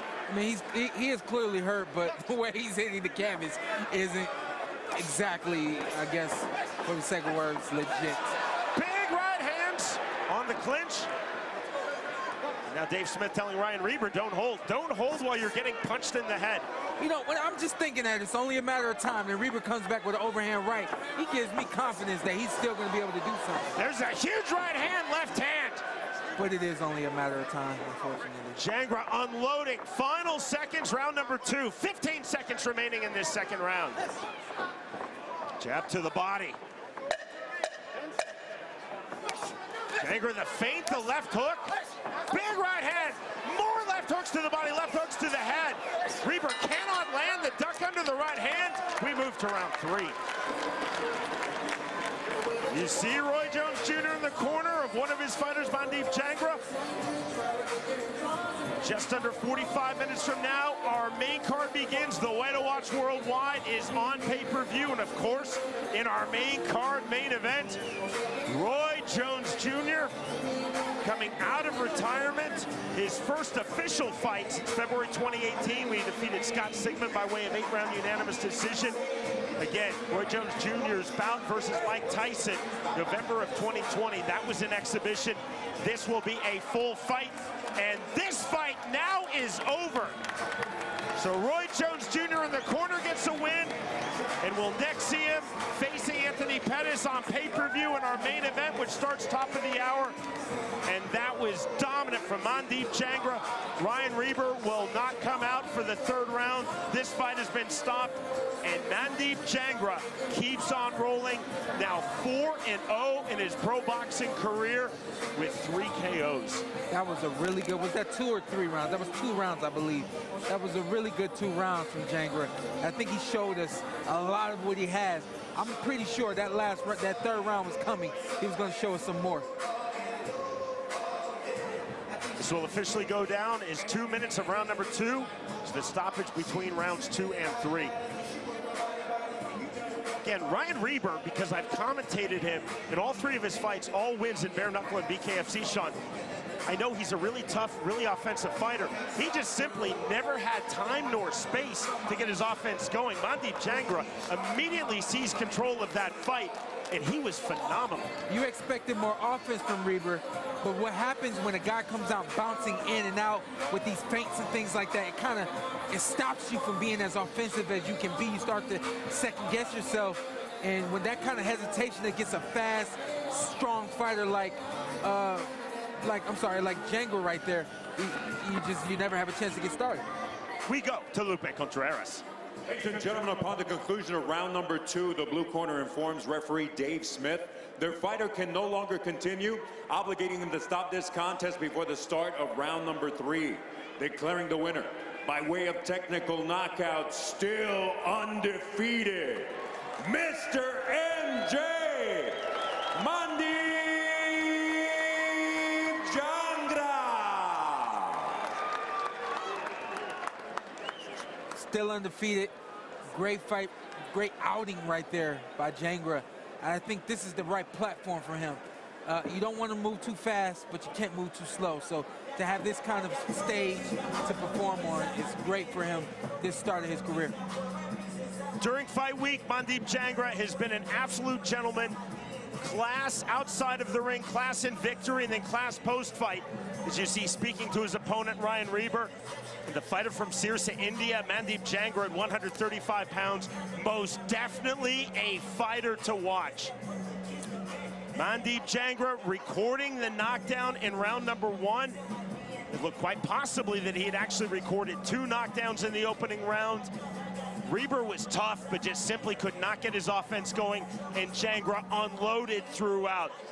The winner, by way of TKO due to corner stoppage, officially 2 minutes of round number 2 on the stool between rounds 2 and 3. Mandeep Jangra defeats Ryan Reber. Our preview continues. Our prelims continue here from Fiserv Forum in Milwaukee, Wisconsin. 4 rounds now in the cruiserweight division. Joe Riggs versus Marcus Perez.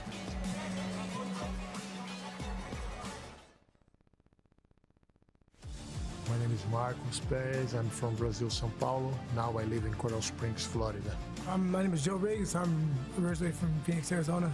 I live right now in Great Falls, Montana. Joe is a UFC veteran, former have a lot of fighters, maybe 3 times more fighters than me. And he has a more experience on the boxing without gloves on the bar knuckle, but it's a boxing, you know. I never heard of him before. Not to take it away from like nobody knows who he is. I just don't really pay attention. I know he's a southpaw. You know, he looks like a big guy. He looks like he throws. He's got heavy hands, but never I ain't seen before. I will dominate the middle of the ring, and I connect a lot of punches and hurt him. I promise you guys a better performance and a really good my debut pro boxing. I'm kind of leaning towards, you know, this being my last fight. It's you know, who knows? Just thanks for watching me fight over the years. It's been a great career. I loved it. Let's hopefully go out with a bang. Rhythm. Two UFC veterans, highly accomplished pro MMA fighters in this cruiserweight bout, set at 200 pounds. Again, we remind you, top of the hour, our main card begins just under 40 minutes from now. You can see it live worldwide on pay-per-view. Main event, 8 rounds in the cruiserweight division. Roy Jones Jr. versus Anthony Pettis. The fighter from Sao Paulo, Brazil, Marcus Perez. This is his pro boxing debut. Perez, 14-6 in his professional MMA career. 7 of those fights in the UFC. And our fighter, being Perez, said, in MMA, I'm focused on one big punch. In boxing, I'm now focused on my timing. That's a good adjustment that needs to be made. If you know that you got the big punch, it's just a matter of that timing and trying to land it. In boxing, timing is and rhythm very, very important. Perez also said, I want to feel my way smartly into this fight. I don't want to go hard in round number 1. I want to sit back. I want to gauge Joe Riggs. Perez said, I feel I'm going to have much better cardio than Riggs. If Riggs punches himself out while I'm gauging him, the Brazilian Marcus Perez said, so much the better for me. Constant feints, slowly to body shots. Perez said, I feel I will be much faster than Joe Diesel Riggs. Well, you're a little younger than Riggs, and so you should use that to your advantage. That means more speed, be more technical and tactical and intelligent in the ring against Riggs.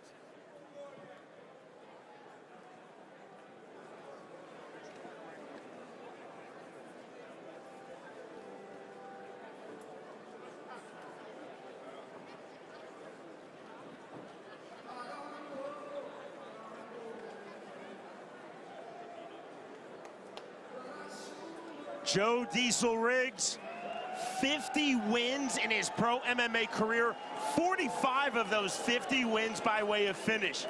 Riggs, in that A-plus level pro MMA career, a dozen fights in the UFC. He's the former WEC 185-pound champion. Riggs in the sport of bare knuckle has had 8 bouts, including 7 in the outstanding BKFC promotion. Riggs in our fighter meeting said, I'm going to constantly throw my 1-2s and my 3-2s from the southpaw stance. Riggs said, I feel I can control the tempo of this fight off of my back foot. Sounds like he wants to box. And you got 2 MMA guys getting in the ring to box. I think that this is going to be a really interesting and rugged fight that we're about to see. Joe Riggs, a very considerate, very cerebral fighter, said, I respect Marcus Perez. I have to be aware of his big left hand, but I feel that I'm a much better fighter, a much better boxer than he is. Riggs said, I have to dominate with my lead hand. If I do so, I will definitely win this fight. The numbers for you now. In the cruiserweight division, scheduled for 4 rounds, Joe Diesel Riggs versus Marcus Perez. You see Riggs, 8 years older at age 40. Back we go to Lupe Contreras. We continue inside the Pfizer Forum, Milwaukee, Wisconsin. This is Jorge Masvidal's Gamebred Boxing, proudly presented to you by Monster Energy, Trio 5, and El Recuerdo Mezcal. This is our featured prelim set for 4 rounds in the cruiserweight division. Our judges scoring at ringside are John Mariano, Mike Fitzgerald, and Patrick Morley. Our third man in the ring, referee Dave Smith. Introducing first, the fighter standing in the blue corner, He enters wearing white with gray and blue lettering on the scale. He registered an official 199.75 pounds. This UFC veteran and former LFA middleweight champion makes the leap into the professional ranks of boxing, debuting inside the Gamebred ring from Sao Paulo, Brazil, Marcos Maluco Perez. His opposition across the ring in the red corner, wearing green with silver trim on the scale. He weighed in at an official 201.25 pounds. This MMA veteran with over 50 victories and UFC vet, also a former WEC middleweight champion, returns to boxing inside the Gamebred ring with a record of 9-1. 8 of those victories coming by way of KO. Hailing from Phoenix, Arizona, and now fighting out of Great Falls, Montana, Joe Diesel Red.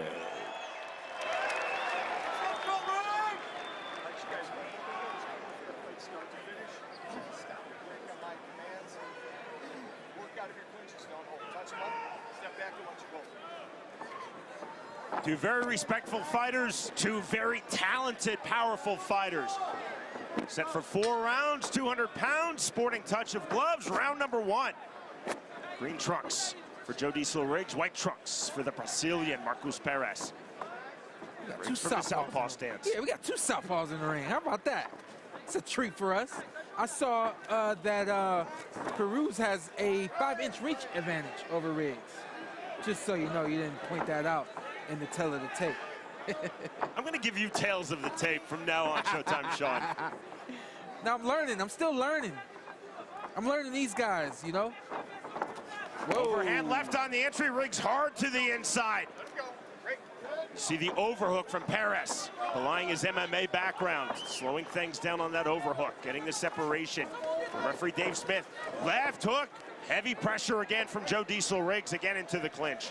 I was gonna say that I thought both guys were boxing really conventionally, and it was a surprise because most times when a boxer is watching 2 MMA guys fight, it's usually a lot of brawling and swinging and missing, and then there it goes from Riggs, some nice overhand lefts that come up just short. Bouncing the step of Perez on the outside. Riggs, you see the heavy feint on the duck under.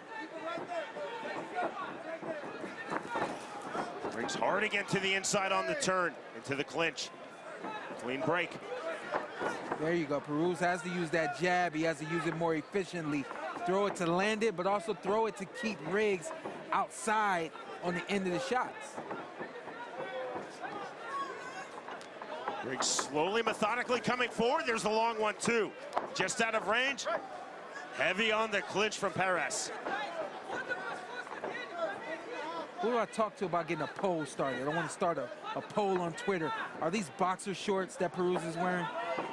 It is his pro boxing debut. There's the big right hand and left hand from Joe Diesel Riggs. Right hand just misses.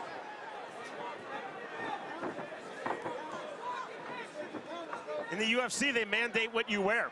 You get no freedom of choice. I know. I'm impressed by Perez because he's looking. I'm looking into his eyes. He's really trying to pick his punches carefully, but you can also see a lot of hesitation there, and that's not good. Riggs forward off the hooks. The turn up from Perez. Now Perez exploding to the inside. And don't forget that Riggs is 40. This is a really good start for Riggs. I think maybe a little faster than he needs it to be, because he's got a couple of rounds to try to put this all together. Final seconds, round number 1. Bouncing the step of Joe Diesel Riggs. Right hand, left hand on the entry, again into the clinch. There is the bell. 30 minutes from now, our main card begins. Here from the jam-packed Fiserv Forum, home of the NBA's Milwaukee Bucks. We're in Milwaukee, Wisconsin, on Lake Michigan. Our main card begins top of the hour. Right there, big overhand left, and he came with a double overhand left. That's a combination you don't see often. Look at this, overhand left, and then another right back. I think from the outside, this overhand left right here that Riggs got, that could be a weapon for him through the course of this fight. A couple of brawls through that first round, but for the most part, the action was controlled by Riggs. This right there, that right there at the end was Perez trying to take advantage of an opportunity. I can't be making this up, Sean. In the red corner, everyone has stood up tonight. I pay attention to detail if you didn't know that. They're channeling George Foreman. I have everyone in the red corner tonight so far has stood up. Round number 2. When I saw George Foreman do that in the second half of his career, I thought it was the coolest thing ever. Yeah, I was going to say, like, you know, if anyone should be sitting down, it's the 40-year-old Riggs. However, you take a look at what George Foreman was able to accomplish, and you let that man do what he wants to do, Riggs, that is. George Foreman's great line was, I don't sit down because I'm afraid I won't be able to stand back up. I like that. There's the right hand, Riggs, heavy pressure. Joe Riggs is most definitely not like most 40-year-old human beings. Yeah. Joe Riggs, a very special athlete, very special fighter. I believe it. You can tell he's got some pep in his step. He's steadily coming forward and just trying to feel his way through this round and through this fight. On the other side there, you got Marcus. I think he needs to be throwing that jab, and he needs to be letting it go periodically, much more than he is, just to set something up. And the left hand, right hand on the turn. And of course, beyond that, if you're throwing a jab, you don't give your opponent an opportunity to get close on you. There's flurry on the inside. Good left hand on the exit from Marcus Perez.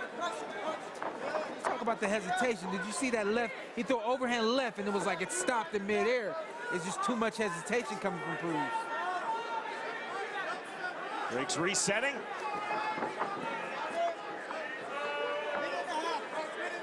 Riggs in our...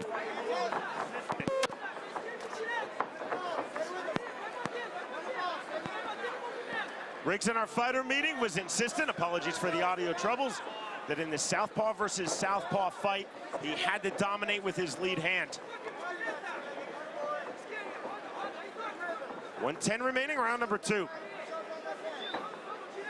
Yeah, I'm a believer. Any fighter, any MMA, UFC, anything like that. If you want to come into the sport of boxing, the #1 thing you need to do is have a good/great lead hand.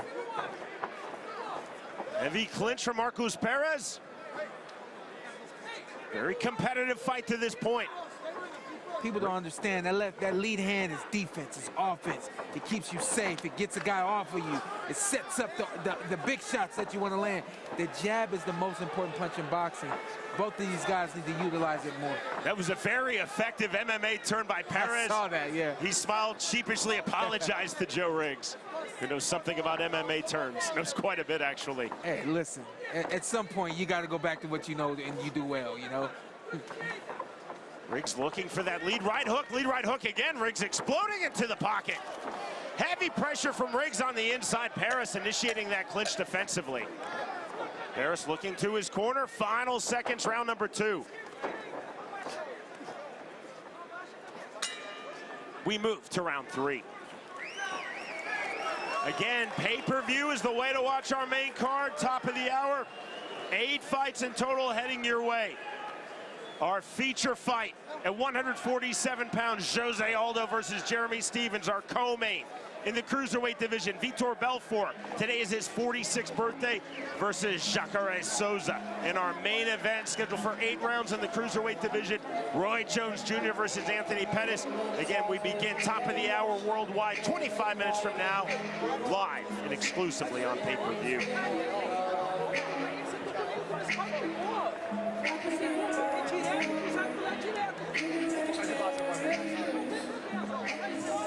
I like the aggression that Joe has been able to initiate in this fight. It's just enough. No, it's not crazy effective, and no, he's not completely having his way with against Perez, but Joe is definitely making it clear that he's winning each round.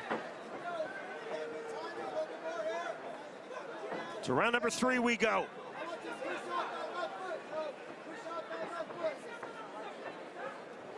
Been very effective. Walk forward pressure from Riggs. A lot of straight 1-2s as Riggs told us he wanted to do. Perez, though, has been fluid in doing things like that, Showtime Sean, turning Riggs in the clinch. Yeah, man, it's nice. I mean, that's something I did. I would like to get on the ropes or in the corners and very quickly tone my opponent. The thing that I did after I toned my opponent was I knew how to initiate the offense and make it work for me. I like to see Marcos. He's been able to turn very well, but what do you do after the turn? A tight striking guard for Perez. Now throwing the right hand, second right hand for the Brazilian Marcos Perez. Riggs back to the inside. Riggs loses his mouthpiece. Looked as though Riggs lost his mouthpiece. Time in. Bit of an awkward start-stop there. Big right hand shots on the inside, and that drops Joe Diesel Riggs. Ankle. Riggs is saying ankle to referee Dave Smith. This fight is over. Joe Riggs beats the count, cannot continue, and the win in his pro boxing debut for Marcos Perez.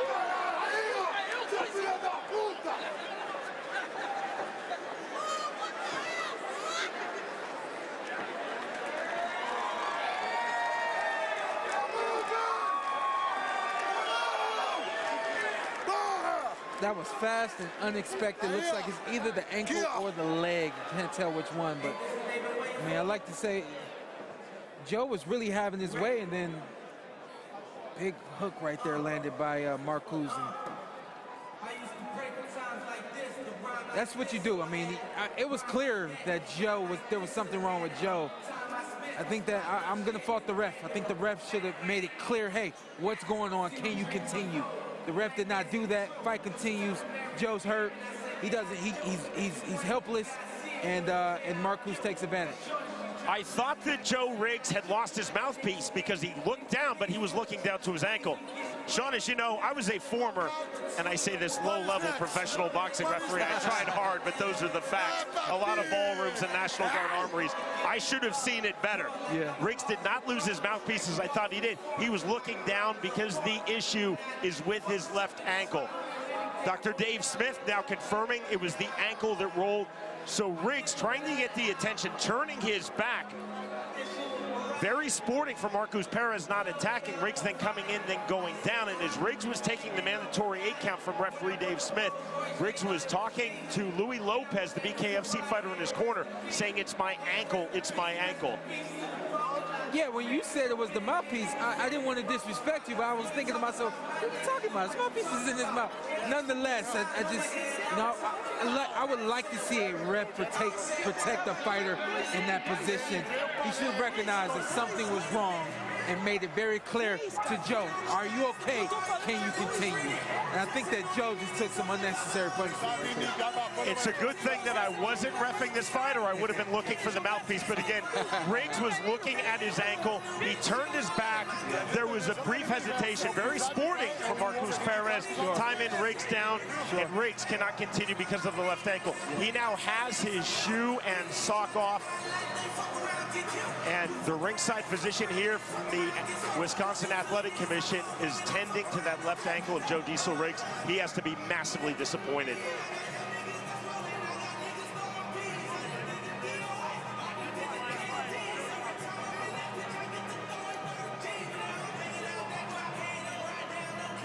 Huge disappointment for Joe Riggs, but elation for Marcos Perez.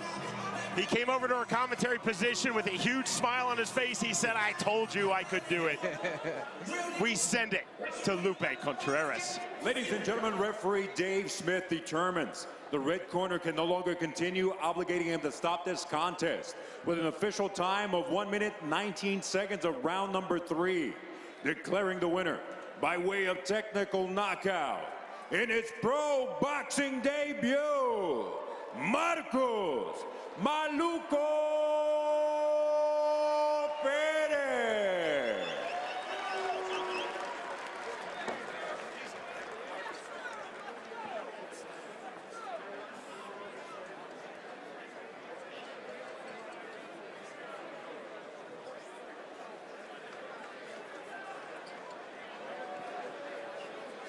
Cyrus Fees is going to interview the winner, Marcos Perez. And there's always the backup mic. Look at Lupe Contreras. Marcus Perez, congratulations. Big victory over Joe Riggs. Obviously, he goes out due to injury, that ankle not looking good. That's not how you want to get a victory, but you have to be happy with your performance tonight in Milwaukee. Yeah, thank you guys. Good night, Milwaukee, everyone here. Thank you for coming. Thank you, Joe Riggs, for accept the fight and fight to me. This is not the way that I want to win the fight, you know, but the victory is a victory, you know? So when you are a fighter, you understand how the victory is important for you and your family. So this victory is really important. This is why I'm so happy. But I'm so sad for my opponent. I think he get better, easy, little, faster. And thank you, guys. And for my next fight, I know the guys have the next promotion on May 5. I'm ready for that. If you guys wanna fight Paul Daly, I'm here. Jake Paul, pay my money, bitch. I smash you on the sparring. I smash you on the sparring, kick your ass, and you don't pay me. Remember that. If you don't wanna pay me, fight to me. And thank you so much, my family, my son, Noah, I love you, and my queen, I'm the way back for my house. Just wait me tomorrow. Congratulations, Marcus Perez, ladies and gentlemen.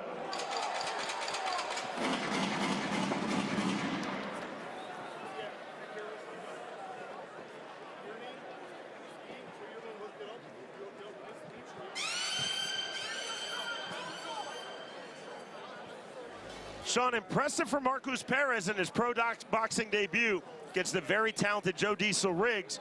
I'm sure Riggs felt that he was winning that fight, but then taken out with that ankle injury. There was no doubt that Joe Riggs was winning that fight. He was controlling the ring, controlling the action, the whole nine. I really do think that in a lot of ways, no disrespect to Marcus, but he got lucky because had that ankle not been hurt, Joe, it looked like he would have continued to move forward doing everything that he was doing.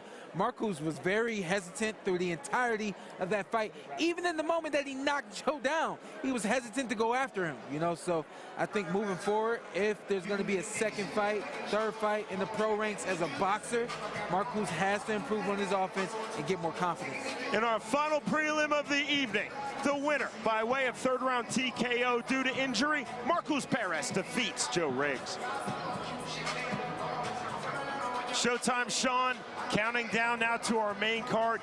8 fights in total. Again, the way to watch worldwide is on pay-per-view, multiple options. If you're watching in the US and Canada on all cable and satellite systems, that is in demand. ppv.com digitally, that is in demand, pay-per-view arm digitally. Also, many of you watching our prelims, our freeview right now live worldwide on UFC Fight Pass, you can order our pay-per-view through UFC Fight Pass. And if you're watching right now outside of North America and South America, you can order and view our pay-per-view, which begins in just over 15 minutes from now, top of the hour on Fight. This is such an intriguing card. We've already had the flavor of pro boxing versus pro MMA with a lot of bare knuckle BKFC thrown in. That will continue in our 8 fights and our main event.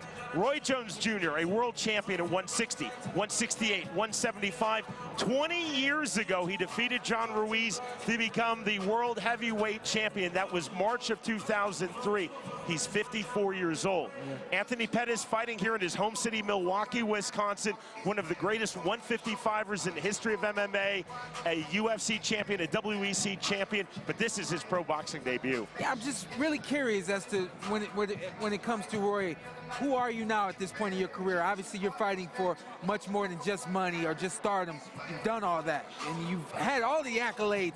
Who are you at this point? You know, we saw him come out earlier with Jangra, and they got a great victory, and I think that will get him in the right space to come out here and perform. On the other side there, you got Anthony Pettis, has been biting at his chops to get into the sport of boxing, but didn't want to just come in quietly. He's coming in extremely loudly against one of the greatest fighters of all time. And I think that this is going to be really interesting to see what both fighters decide to do and who they are tonight on Fight Night. In this era of boxing, in this era of combat sports, we're getting a lot of exhibitions. Sometimes they're not billed as exhibitions. Make no mistake, this is not an exhibition. This is a real fight. Yeah. You can look on BoxRec, MMA fans, you can look on Tapology. Roy Jones Jr. is taking this extremely seriously. It's all about legacy.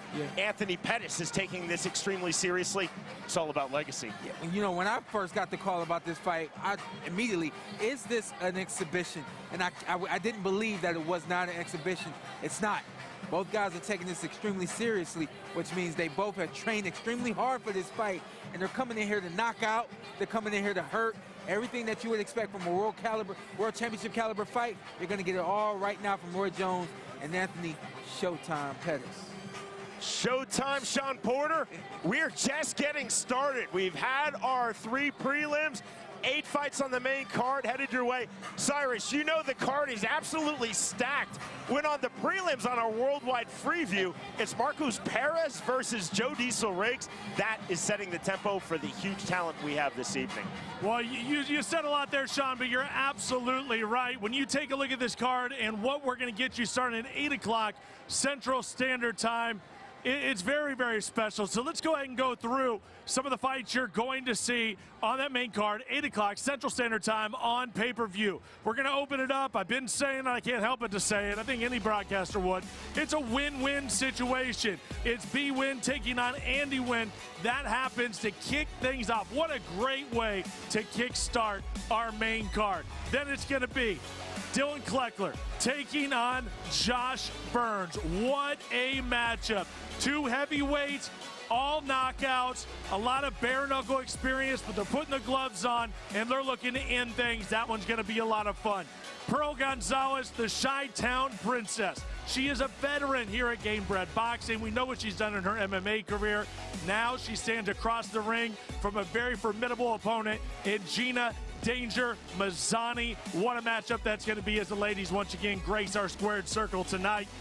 Then when you really look at boxing prospects, it was a lot of MMA fighters stepping in here tonight, but when you're talking about sheer boxing, it doesn't get much better than 12-0 Devin Cushing, a fighter that's really trying to make his name in this sport right now, and this is the type of fight on the main card of Gamebred Boxing 4 that you got to get it done, taking on Damian Marciano out of Argentina. And we continue with another red-hot blue-chip prospect. Luis Feliciano has a lot of fans in the house, has a lot of hype behind him. 16-0, but he does not have an easy day at the office, folks. It's going to be a tough one when Clarence Booth steps in against Feliciano. Milwaukee is going to be standing up for that one. And then we move into our feature bout, 147 pounds. It is Jose Aldo, the one and only, former WEC, former UFC featherweight champion, widely considered the best featherweight in the history of mixed martial arts. He is going to be across the ring from Jeremy Little Heathen Stevens, a fighter that he faced in the UFC, that he beat in the UFC. But Little Heathen Stevens, I say this all the time, he was born with a chip on his shoulder and dynamite in his hands. You never count him out. What a matchup, Aldo and Stevens. We move to the co-main event. 2 Brazilian legends in combat sports. Vitor the Phenom Belfort. We remember he wins the UFC tournament, UFC 12 at 19 years old, goes on to be light heavyweight champion. And there's Jacare Souza, a fighter that has always been at the top of the rankings, was able to be the Strikeforce champion. Now these 2 former world champions rematch. The first one went to Jacare. Vitor looking to get that win back tonight in our co-main event. And then the main event. Folks, come on. Anthony Showtime Pettis, you know the memories and the highlights he has given you throughout the years. But this is a whole nother level, a whole different sport. Stepping into the boxing ring, 8 3-minute rounds against one of the GOATs of the sport, Roy Jones Jr., Captain Hook, the man. Roy Jones Jr. at 54 years old is going to give everything that he has. Could this be his last fight? We don't know. Very well could be. Jones Jr. and Pettis throwing down tonight. Now, once again, folks, you got to get this on pay-per-view, so we're going to show you exactly how to do that.